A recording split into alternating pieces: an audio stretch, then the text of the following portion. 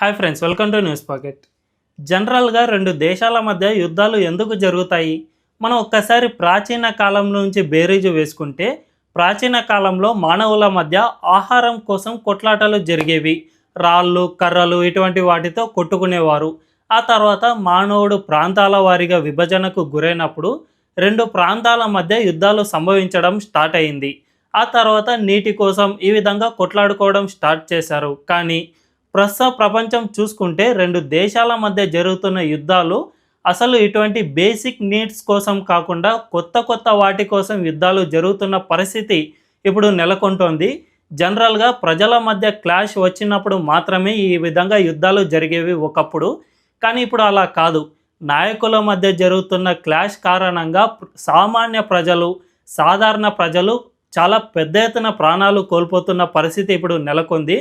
దీన్నే మన CDS chief of defence staff Anil Chauhan కీలక వ్యాఖ్యలు చేశారు. భవిష్యత్తులో కేవలం 4 రీజన్స్ కారణంగా మాత్రమే యుద్ధాలు జరుగుతాయని 4 రీజన్స్ చెప్పారు. ఆ రీజన్స్ ఏమిటి, దాని వెనుక ఉన్న కారణాలు ఏమిటి అనే విషయాన్ని ఈ వీడియోలో తెలుసుకుందాం. అంతకంటే ముందు మా ఛానల్ని ఇప్పుడిప్పుడే స్టార్ట్ చేసాం. సో వెంటనే మా ఛానల్ను సబ్స్క్రైబ్ చేసుకోండి అండ్ బెల్ ఐకాన్ను క్లిక్ చేయడం అస్సలు మర్చిపోద్దు. ఇక డీటెయిల్స్లోకి వెళ్తే, ప్రస్తుతం అనిల్ చౌహాన్ 4 కీలకమైన రీజన్స్ చెప్పారు.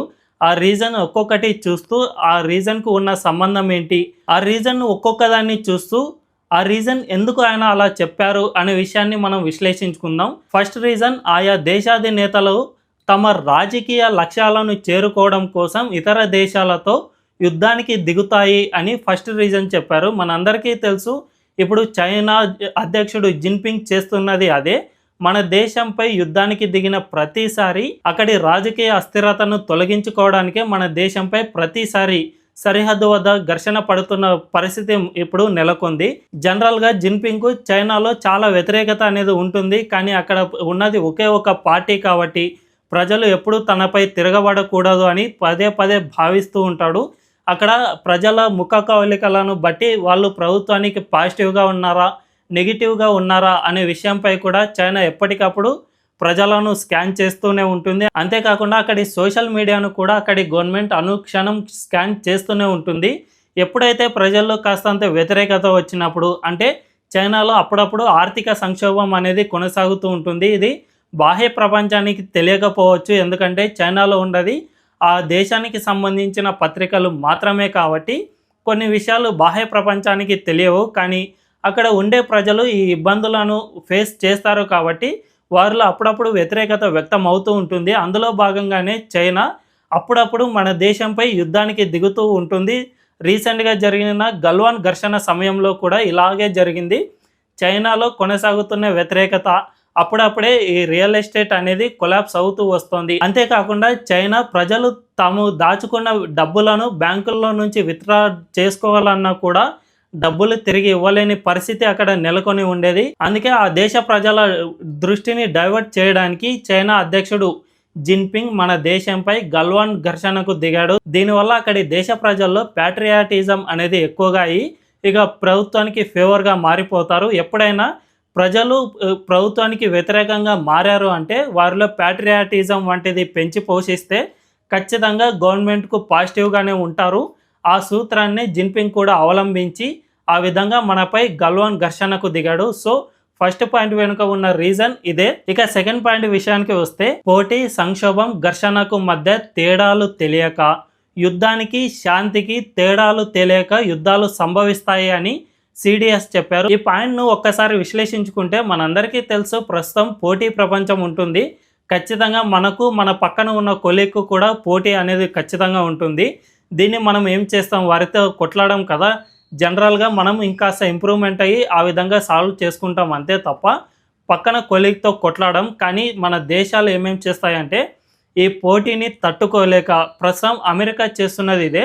అమెరికాకు చైనా అండ్ ఇండియా బాగా పోటీగా వస్తూ ఉన్నాయి. సో ఈ దేశాలు ఎదగడం, ఆర్థికంగా బలోపేతం అవ్వడం అమెరికాకు అస్సలు ఇష్టం లేదు. దీంతో మన దేశాలపై అమెరికా టారిఫ్ వార్లు లేదంటే వాణిజ్య పరంగా ఇబ్బందులు ఏర్పరచడం ఈ విధంగా చేస్తూ వస్తుంది. దీనివల్లే అంటే అమెరికా తనకు వస్తున్న పోటీని ఆర్థిక పరంగా ఎదుర్కోకుండా ఈ విధంగా యుద్ధాలకు దిగి దాన్ని సాల్వ్ చేయాలని అనుకుంటోంది. ప్రస్తుతం రష్యాను అమెరికా ఈ విధంగానే నాశనం చేస్తోంది. అప్పుడు సోవియట్ యూనియన్గా ఉన్న రష్యా ఇప్పుడు విచ్ఛిన్నం అయిపోయి రష్యాగా ఏర్పడింది. రష్యా అమెరికాకు ప్రధాన పోటీదారు కాబట్టి ఆ దేశాన్ని మనం తగ్గించాలి అంటే ఆ దేశంపై నిత్యం ఒక యుద్ధం అనేది కొనసాగుతూనే ఉండేలా అమెరికా భావించింది. అందుకే ఉక్రెయిన్ను అమెరికాతో పాటు నాటో దేశాలన్నీ ప్రోత్సహించాయి. ప్రస్తుతం ఉక్రెయిన్ అధ్యక్షుడు జెలెన్స్కీ చేసిన పిచ్చి పని వల్ల ఉక్రెయిన్ నాశనం అవుతూ రష్యాను కూడా నాశనం చేస్తూ వస్తూ ఉన్నాడు.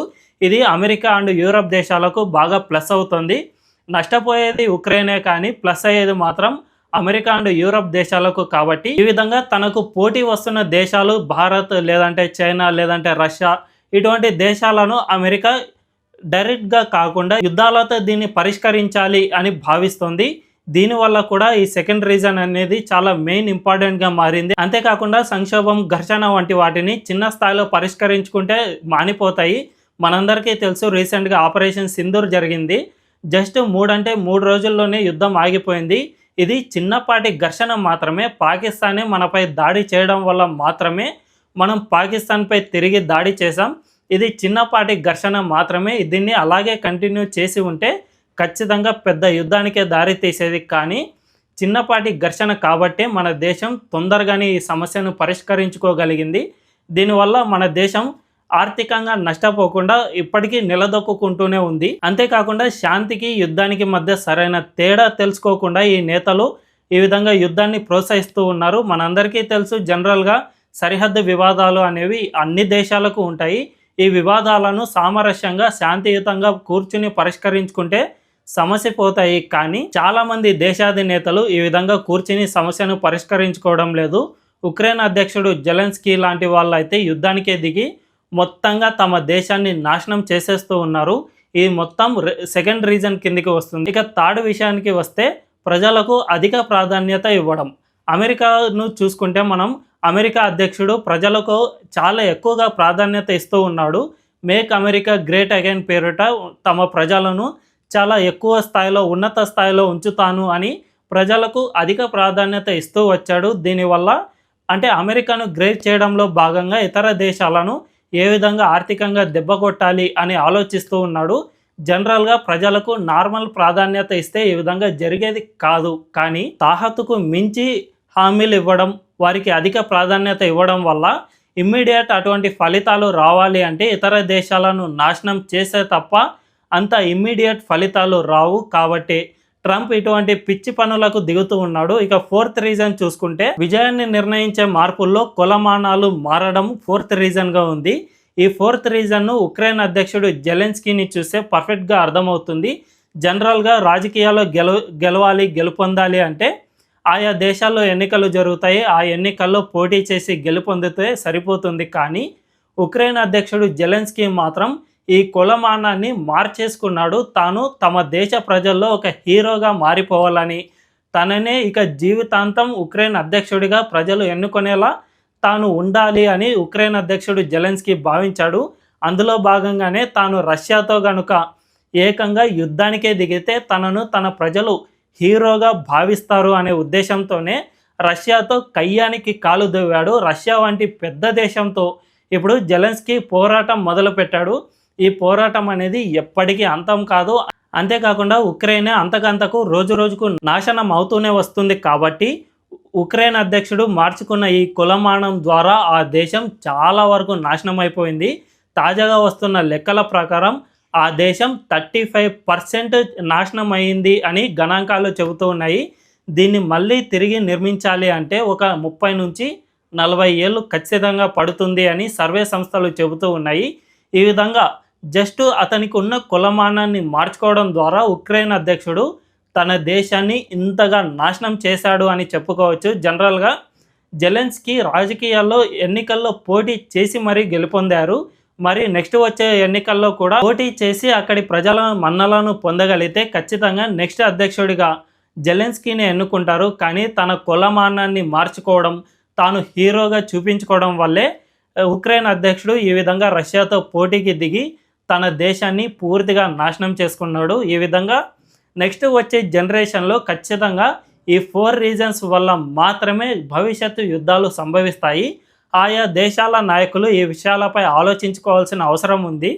ఈ విధంగా చిన్న చిన్న రీజన్స్కు అంటే తమ దేశంలో ఏవి పొలిటికల్ అస్థిరత ఉంటే ఇతర దేశాలపై యుద్ధానికి దిగడం, లేదంటే తాను ఏదో హీరోగా చూపించుకోవడానికి ఇతర దేశాలపై యుద్ధానికి దిగడం, అంతేకాకుండా పోటీతత్వాన్ని శాంతిని సరిగ్గా గుర్తించకుండా మూర్ఖపు ఆలోచనలకు పోయి యుద్ధానికి దిగడం ఇటువంటివి చేస్తే ఖచ్చితంగా భవిష్యత్తులో దేశాలు నాశనం అవుతాయి. కాబట్టి ఇప్పటి నుంచి అన్ని దేశాల నాయకులు ఈ విషయాలను ఆలోచించుకోవాలి అని మన దేశ సిడిఎస్ అనిల్ చౌహాన్ చెప్పారు. మరి ఈ సూచనలను అన్ని దేశాల నాయకులు పాటిస్తారా, లేదా తమ మూర్ఖపు ఆలోచనలతో తమ దేశాలని నాశనం చేసుకుంటారా అనే విషయం తెలియాలంటే వేచి చూడాల్సిందే. ఈ వీడియో కనుక మీకు నచ్చినట్లయితే ఖచ్చితంగా మా ఛానల్ను సబ్స్క్రైబ్ చేసుకోండి అండ్ బెల్ ఐకాన్ను క్లిక్ చేయడం అస్సలు మర్చిపోవద్దు. Thank you.